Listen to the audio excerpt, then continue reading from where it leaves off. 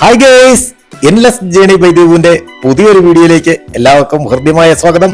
Video ഇഷ്ടപ്പെടുകയാണെങ്കിൽ like ചെയ്യാനും subscribe ചെയ്യാനും കമന്റ് ചെയ്യാനും ഷെയർ ചെയ്യാനും മറക്കരുത്. ഞാൻ അങ്ങനെ അമ്പലത്തിൽ നിന്നൊക്കെ ഇറങ്ങി നേരെ ചാലയിൽ പോയി നമ്മുടെ ഇരുമുടിയുടെ മറ്റേ കറുപ്പുകച്ച വാങ്ങിക്കാൻ വേണ്ടിയിട്ട് പോകണമെന്ന് വിചാരിച്ചിരുന്നപ്പോൾ അവള് പറഞ്ഞു അവളും കൂടെ വരുന്നുണ്ടെന്ന്. അങ്ങനെ ഞങ്ങൾ രണ്ടുപേരും കൂടെ നേരെ ചാലയ്ക്കകത്ത് കയറി. അപ്പൊ അവക്കും കുറെ പർച്ചേസിങ്ങും കാര്യങ്ങളും ഒക്കെ ഉണ്ട്. പച്ചക്കറി, അതേപോലെ തന്നെ അവളുടെ കുറച്ച് സാധനങ്ങൾ, അതായത് പിന്നെ കുറച്ച് ഐറ്റംസ്. അപ്പൊ അതൊക്കെ വാങ്ങിക്കണം എന്നൊക്കെ വിചാരിച്ചു. അടുക്കളയിലേക്കുള്ള സാധനങ്ങളാണ് ഈ ഐറ്റംസ് എന്ന് പറഞ്ഞാല്.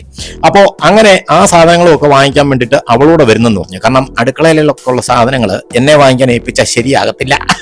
ഞാൻ വാങ്ങിച്ചു കഴിഞ്ഞാൽ അത് മൊത്തത്തിൽ കുളമാവും. അങ്ങനെ ഞങ്ങള് നേരെ കറുപ്പുകച്ച വാങ്ങിക്കുന്ന സ്ഥലത്തെത്തി. മണിമഹാൾ എന്നാണ് ഈ കടയുടെ പേര് കേട്ടോ. ഇത് തുണിത്തരങ്ങളാണ് കൂടുതലും കിട്ടുന്നത് ഇവിടെ. വളരെ ലാഭത്തിന് പൂജാ ആവശ്യങ്ങൾക്കുള്ള മുണ്ടുകള്, അതേപോലെ കാവിമുണ്ട്, ഉടയാടകള്, പിന്നെ കറുത്ത മുണ്ടുകള്, അതേപോലെ സാധാരണ കൈലികള്, അങ്ങനെ എന്ന് വേണ്ട എല്ലാ ഐറ്റംസും, പൂജാ കാര്യത്തിന് വേണ്ടിയിട്ടുള്ള മിക്കവാറും എല്ലാ ഐറ്റംസും ഇവിടെ കിട്ടും. അതും നല്ല ലാഭകരമായിട്ട്. നമുക്കെല്ലാം കൂടെ ഏകദേശം എനിക്ക് തോന്നുന്നൊരു 240 രൂപയുടെ അടുപ്പിച്ചായി. അങ്ങനെയാണ് പൈസയൊക്കെ കൊടുത്തിട്ട് നേരെ അവിടുന്ന് 2 കാവിമുണ്ടും കറുപ്പുകച്ച വാങ്ങിച്ചുകൊണ്ടിറങ്ങി. അങ്ങനെ പിറ്റേ ദിവസം രാവിലെ ഞാൻ അമ്പലത്തിൽ നിന്നൊക്കെ പോയിട്ട് വന്നപ്പോൾ അവൾ നേരെ ഓഫീസിൽ പോയി. ഇന്ന് രാവിലെ ഇവിടെ പുട്ടും കടലയും പയറും കേട്ടോ. ഇപ്പൊ ഈയിടെയായിട്ട് ഇവര് പിന്നെ മറ്റേ ചമ്പ അരി പൊടിച്ചതി പിന്നെ സ്ഥിരമായിട്ട് പുട്ടുണ്ടാക്കുന്നുണ്ട്. എനിക്ക് ഈ പുട്ട് അത്ര വലിയ താല്പര്യമില്ല. എനിക്ക് ദോശ ഇഡ്ഡലിയൊക്കെ രാവിലെ താല്പര്യം. പയറും റെഡിയാക്കി വെച്ചിട്ടുണ്ട്. അത് കഴിഞ്ഞ് വന്ന് നോക്കിയപ്പോ അച്ഛൻ തേങ്ങയെല്ലാം പൊതിച്ച് റെഡിയാക്കി വെച്ചിട്ടുണ്ട്. അത് കഴിഞ്ഞിട്ട് ഞാനും അച്ഛനും കൂടെ നെയ്ത്തേങ്ങ നിറയ്ക്കാനുള്ള തേങ്ങയെല്ലാം കൂടെ ചിരണ്ടി വെക്കുന്ന കലാപരിപാടിയിൽ ഏർപ്പെട്ടുകൊണ്ടിരിക്കുക. അതിനിടയ്ക്ക് ബെല്ലക്കുട്ടൻ ഗേറ്റിന്റെ അവിടെ കിടന്ന് കൊരയാ. ആരോ അവിടെ കൊണ്ടുവന്ന് കാറ് നിർത്തി. നമ്മുടെ പരിചയക്കാരും ആരോ വന്ന് കാറ് നിർത്തിയതാ. അതിനവൻ കിടന്ന് കുരയ്ക്കുക. എന്ത് ചെയ്യാനാ? ഞാനും അച്ഛനും കൂടെ ചേർന്ന് നെയ്ത്തേങ്ങ മൊത്തം പിന്നെ ഒന്ന് ചിരണ്ടി റെഡിയാക്കി വെച്ചു. അതിനുശേഷം അതിന് കിഴുത്തയൊക്കെ ഇട്ടു. ഞങ്ങൾക്ക് മൊത്തം 7 തേങ്ങയാണ് വേണ്ടിയത്. കാരണം നമ്മുടെ കൂടെ വരുന്ന സുഹൃത്തിന് 4 തേങ്ങായും വേണം. പിന്നെ ഞങ്ങൾക്ക് 3 പേർക്ക് 3 തേങ്ങായും. അപ്പം മൊത്തം 7 തേങ്ങയാണ് വേണ്ടിയത്. അങ്ങനെ അതെല്ലാം ചുരണ്ടിയൊക്കെ വെച്ചു. ഇത് ശരിക്കും നല്ല മെനക്കെട്ടുള്ള ജോലിയാണ് കേട്ടോ. കൈ നല്ല വേദന എടുക്കും ഈ ചുരണ്ടുമ്പോഴേ. കൈക്ക് നല്ല വേദനയാണ്. അത് കഴിഞ്ഞ് കിഴുത്തിടുമ്പോഴത്തേനും ഏകദേശമൊക്കെ നമ്മുടെ ഊപ്പാട് വരും കേട്ടോ. അങ്ങനെ നെയ്ത്തേങ്ങ ഏകദേശമൊക്കെ ചിരണ്ടി എല്ലാം റെഡിയാക്കി കഴിഞ്ഞു. അത് കഴിഞ്ഞിട്ട് ഞാൻ നെയ്യ് എടുത്ത് ഉരുക്കാനായിട്ട് വെച്ചു. അത് കഴിഞ്ഞ് ഞാൻ നേരെ അച്ഛനെയും കൊണ്ട് പഞ്ചായത്തിലോട്ട് പോകാൻ വേണ്ടിയിട്ട് ഇറങ്ങിയതാ. അതായത് ഇന്നാണ് റെസിഡൻഷ്യൽ സർട്ടിഫിക്കറ്റ് തരാമെന്ന് പറഞ്ഞിരിക്കുന്നത്. അപ്പോൾ റെയിൽവേയുടെ കുറച്ച് പണികൾ കണ്ടപ്പോൾ അതിന്റെ അപ്ഡേഷൻസ് കൂടെ ഒന്ന് കാണിച്ചു തരാമെന്ന് വെച്ചു. കണ്ടില്ലേ, ഇവിടെ പിന്നെ ഭിത്തി കെട്ടിക്കൊണ്ടിരിക്കുക കേട്ടോ. മണ്ണ് ഇടിയാതിരിക്കാൻ വേണ്ടിയിട്ട് അവിടെ ഇങ്ങനെ കോൺക്രീറ്റ്, അതായത് കമ്പി ഇങ്ങനെ അടുക്കി കോൺക്രീറ്റ് ഒക്കെ ചെയ്തുകൊണ്ടിരിക്കുക. അയ്യോ, കണ്ടില്ലേ, അടിപൊളി കേട്ടോ. 4 പണിയാണ് നടന്നുകൊണ്ടിരിക്കുന്നത്. സത്യത്തില് ഇവിടുന്ന് നേരത്തെ ഈ കുഴിക്കകത്തുനിന്ന് വെള്ളം എടുത്തോണ്ടിരുന്നത് കേട്ടോ. നമ്മൾ വിചാരിച്ചതുപോലല്ല. ആ കുഴിയൊക്കെ ഇപ്പം എന്താണ്ട് മോളിൽ നിന്ന് മണ്ണ് ഇടിച്ച് മൊത്തം നികത്തി. ദൈവമേ, എന്തുമാത്രം ഹൈറ്റിലാണെന്നറിയാമോ മണ്ടയ്ക്ക് മണ്ണെടുത്തിരിക്കുന്നേ.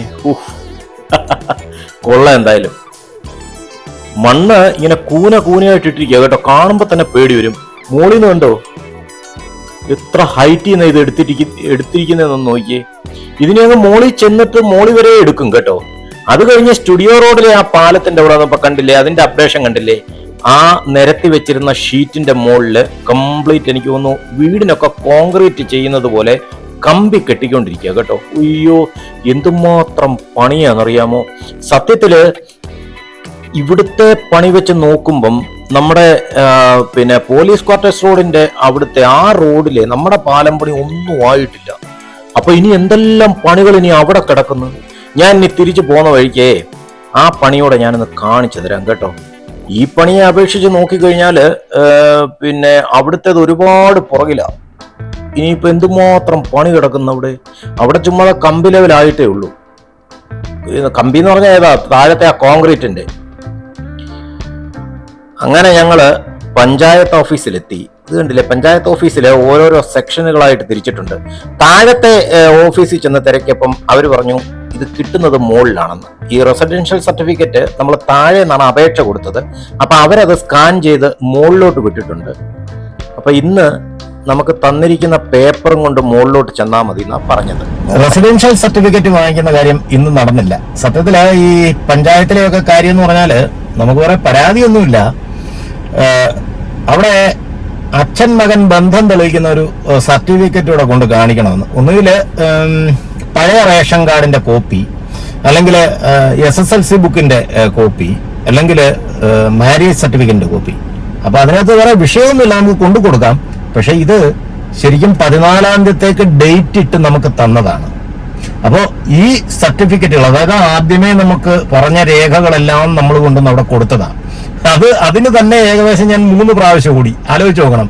അത് കഴിഞ്ഞിപ്പോ ഇത് 4-ാമത്തെ പ്രാവശ്യം റെസിഡൻഷ്യൽ സർട്ടിഫിക്കറ്റ് വാങ്ങിക്കാൻ വേണ്ടി അവിടെ ചെല്ലുമ്പോഴാണ് അവർ ഈ വിവരം പറയുന്നത്.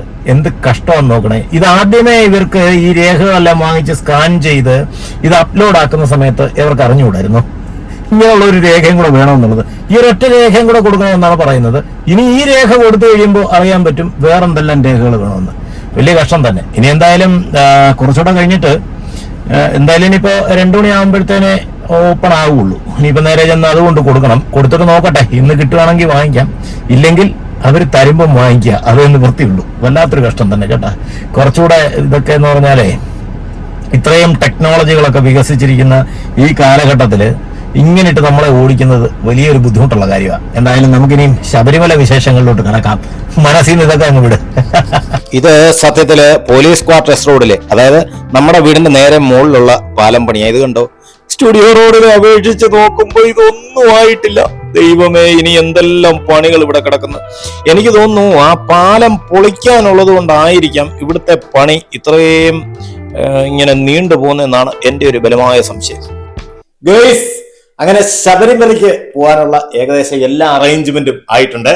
അപ്പോൾ ഇന്നാണ് നമ്മുടെ കെട്ടുമുറുക്ക്. നമ്മുടെ പുണ്യയാത്ര ഇന്ന് ആരംഭിക്കുകയാണ്. ശബരിമലയ്ക്ക് 9 മണിക്കാണ് ഇവിടുന്ന് പമ്പയ്ക്ക് ബസ്സുള്ളത്. അപ്പൊ ഞാനും അച്ഛനും കൂടെ ചേർന്ന്, കണ്ടില്ലേ, ഞാൻ കാണിച്ചു തരാം. പിന്നെ ഇത് കണ്ടില്ലേ, നെയ്ത്തേങ്ങ നിറയ്ക്കാനുള്ള തേങ്ങയൊക്കെ എല്ലാം ചിരണ്ടി എല്ലാം റെഡിയാക്കി വെച്ചു. ഇന്നലെ വൈകിട്ട് പോയി ഞാനും അവളും കൂടെ അതാണ്ട് കണ്ടില്ലേ കറുപ്പ് കച്ച വാങ്ങിച്ചു വെച്ചു. പിന്നെ 2 കറുത്ത മുണ്ട്, കറുത്ത കൈലി മുണ്ടെന്നൊക്കെ പറയാം, കറുത്ത മുണ്ടൊക്കെ വാങ്ങിച്ചു വെച്ചു. പിന്നെ അതുപോലെ തന്നെ കെട്ട് നിറയ്ക്കാനുള്ള 1, 2, 3, 4 കെട്ടിനകത്ത് നിറയ്ക്കാനുള്ള 4 സാധനങ്ങൾ, അതെല്ലാം കണ്ടോ ഇപ്പൊ പാക്കറ്റിനകത്താണ് കിട്ടുന്നത്. പിന്നുള്ളതെന്ന് പറയുന്നത് കോർക്കും ബാക്കിയുള്ള ഐറ്റംസും ഒക്കെ. കോർക്കും അതേപോലെ കോർക്ക്, പിന്നെ ഒട്ടിക്കാനുള്ള മെഴുക്, പിന്നെ സഞ്ചി, ഇത് ഇരുമുടി, പിന്നെ അതുപോലെ തന്നെ സഞ്ചി. അങ്ങനെ ഏകദേശം നമുക്ക് ശബരിമല യാത്രയ്ക്കുള്ള എല്ലാ അറേഞ്ച്മെന്റും ആയിട്ടുണ്ട്. അപ്പോ ഞാന് സത്യത്തില് ഇന്ന് വൈകിട്ട് അമ്പലത്തിൽ പോകണമെന്ന് വിചാരിച്ചേ. പക്ഷേ അമ്പലത്തിൽ പോക്ക് നടക്കത്തില്ല. കാരണം 9 മണിക്കല്ലേ നമ്മുടെ ബസ്. അപ്പൊ ഞാന് അമ്പലത്തിൽ പോയിട്ട് എങ്ങനെ പോയാലും ഇവിടെ വരുമ്പോഴത്തേനും 8 മണിയാവും. ഞാൻ ആദ്യം വിചാരിച്ചുകൊണ്ടിരുന്ന ഒരു 3:30 ആകുമ്പം കെട്ട് മുറുക്കിയൊക്കെ വെച്ചേച്ച് പിന്നെ നേരെ ഇവിടുന്ന് പിന്നെ അമ്പലത്തിൽ പോയിട്ട് വന്നതിന് ശേഷം കെട്ട് താങ്ങി കാപ്പിയും കുടിച്ചേച്ച് കെട്ട് താങ്ങി നേരെ ഇറങ്ങണമെന്നൊക്കെ വിചാരിച്ചത്. പക്ഷേ ഞാൻ ആലോചിച്ചിട്ട് ആ സംഭവം ചിലപ്പോൾ വർക്കൗട്ട് ആകത്തില്ല. വർക്കൗട്ട് ആകത്തില്ലെന്ന് പറഞ്ഞാല് കെട്ട് മുറുക്കി വെച്ചേച്ച് പോയാലും ഞാൻ വന്നതിന് ശേഷം കുറച്ച് താമസം വരുമല്ലോ. എന്തായാലും നമ്മൾ എത്ര വെപ്രാളം പിടിച്ചിറങ്ങിയാലും പിന്നെ നമ്മൾ ചിലപ്പോൾ എത്താൻ താമസിച്ചു പോയി കഴിഞ്ഞാൽ ബസ് പണി കിട്ടും. പിന്നെ അത് തന്നെയല്ല, 9 മണിക്ക് ബസ്സാണെങ്കിൽ ഏകദേശം 15 മിനിറ്റ് മുമ്പേ നമ്മൾ അവിടെ റിപ്പോർട്ട് ചെയ്യണമെന്നൊക്കെ പറഞ്ഞിട്ടുണ്ട്. അപ്പൊ നമുക്ക് ഇവിടുന്ന് നേരെ ഇറങ്ങി ആദ്യമേ പഴവങ്ങാടി ചെന്നൊരു തേങ്ങയൊക്കെ അടിച്ചിട്ട് വേണം, ഗണപതിക്ക് ഒരു തേങ്ങയൊക്കെ അടിച്ചിട്ട് വേണം നമുക്ക് നേരെ പമ്പയ്ക്ക് വിടാനായിട്ട്. അപ്പൊ അതുകൊണ്ട് ഞാൻ നേരെ പ്ലാൻ ഒന്ന് മാറ്റി വൈകിട്ട് അമ്പലത്തിലേക്ക് ആളെയാക്കിയിട്ട് ഇനിയിപ്പം നേരെ പിന്നെ നമ്മളൊരു 6 മണിയാവുമ്പോഴത്തേന് കെട്ടുമുറുക്ക് തുടങ്ങണം. അത് കഴിഞ്ഞതിന് ശേഷം നേരെ ഇവിടുന്ന് കാപ്പിയൊക്കെ കുടിച്ചു കെട്ട് താങ്ങിക്ക് നേരെ ഇവിടുന്ന് പിന്നെ ആദ്യമേ പഴവങ്ങാടി ഗണപതി അമ്പലത്തിൽ ചെന്ന് ഒരു തേങ്ങയൊക്കെ അടിച്ച് ഗണപതി ഭഗവാനെ തൊഴുതിട്ട് പത്മനാഭസ്വാമിയെ വെളിയിൽ നിന്നും തൊഴണം. കാരണം അകത്ത് കയറാൻ നേരം കിട്ടത്തില്ല. വെളിയിൽ നിന്ന് തൊഴുതേച്ച് അവിടുന്ന് നേരെ പിന്നെ 8:45 സൂക്ഷം നമുക്ക് ബസ് കയറാനായിട്ട് എത്തണം. അപ്പോ ഇന്നത്തെ വീഡിയോ ശബരിമല വിശേഷങ്ങളുമായിട്ട് ബന്ധപ്പെട്ടതാണ്. വീഡിയോ ഇഷ്ടപ്പെട്ടിട്ടുണ്ടെങ്കിൽ എല്ലാവരും സബ്സ്ക്രൈബ് ചെയ്യാനും ലൈക്ക് ചെയ്യാനും ഷെയർ ചെയ്യാനും കമന്റ് ചെയ്യാനും മറക്കരുത്. ശബരിമലയുടെ ഇന്നത്തെ കെട്ടുമുറുക്കന്റെ വിശേഷങ്ങളും ബാക്കി ശബരിമല യാത്രയുടെ വിശേഷങ്ങളും ഒക്കെ എനിക്ക് കാണിക്കണമെന്നുണ്ട്. ഭഗവാൻ അനുഗ്രഹിക്കട്ടെ എന്തായാലും. അപ്പോൾ ഞാൻ നാളെ എന്തായാലും ശബരിമലയ്ക്ക് പോയിട്ട് തിരിച്ചെത്തും. മിക്കവാറും നാളെ വീഡിയോ ഇടാൻ ചാൻസ് ഇല്ല. കാരണം ശബരിമലയ്ക്ക് പോയിട്ട് എത്തിയിട്ട് പിന്നെ വീഡിയോ അപ്ലോഡ് ചെയ്യാനുള്ള നേരമൊന്നും കിട്ടത്തില്ല. നാളെ എപ്പോൾ എത്തും എന്നുള്ളതിനെ ആശ്രയിച്ചിരിക്കും. ഈ പോകുന്ന വഴിക്ക് വൈഫൈ വല്ലതും ഉണ്ടെങ്കിൽ ഷൂട്ട് ചെയ്യുന്നത് ഞാൻ അപ്ലോഡ് ചെയ്ത് തീർച്ചയായിട്ടും കാണിച്ചു തരാം. അപ്പോൾ അടുത്ത വീഡിയോയുമായി കാണുമ്പോഴേക്കും എല്ലാവർക്കും ബൈ.